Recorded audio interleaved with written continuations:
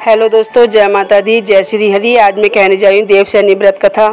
आषाढ़ महीने की शुक्ल पक्ष की एकादशी तिथि को भगवान विष्णु 4 महीने के लिए निद्रा में चले जाते हैं, इसलिए इस एकादशी को देवशयनी एकादशी कहा जाता है।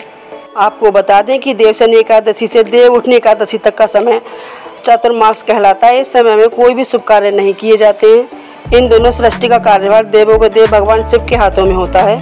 पौराणिक कथा के अनुसार मानधाता नाम का एक सूर्यवंशी राजा था। वह हमेशा सत्य बोलता था और महान तपस्वी और चक्रवर्ती था। वह अपनी प्रजा की देखभाल अपनी संतान की तरह करता था। एक बार उसके राज्य में अकाल पड़ने से हाहाकार मच गया। राजा को प्रजा की चिंता सताने लगी। लोग राजा से अपने कष्ट बताने लगे।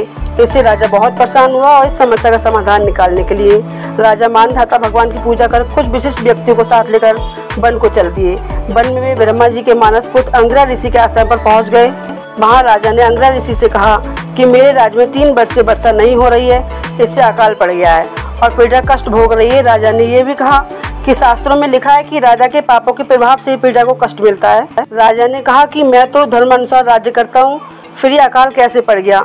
आप कृपा कर मेरी इस समस्या का समाधान करिए।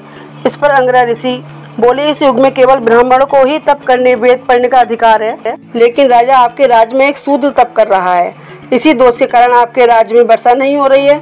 अगर आप प्रजा का कल्याण चाहते हैं तो शीघ्र ही उस शूद्र का वध करवा दें। राजा मानधाता ने कहा कि किसी निर्दोष मनुष्य की हत्या करना मेरे नियमों के विरुद्ध है, आप और कोई दूसरा उपाय बताएं।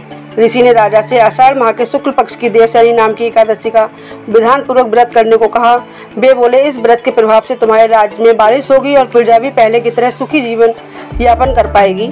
राजा ने देवशयनी एकादशी का व्रत पूजन का नियम अनुसार पालन किया, जिसके प्रताप से राज्य में फिर से खुशहाली लौट आई।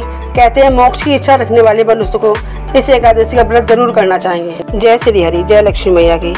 आपको मेरी कथाएं कैसी लगती हैं? अगर आपको मेरी कथाएं अच्छी लगती हैं तो आप मेरे चैनल सब्सक्राइब करें, लाइक करें, कमेंट करें, शेयर करें। जय माता दी, जय श्री हरि, जय लक्ष्मी मैया की।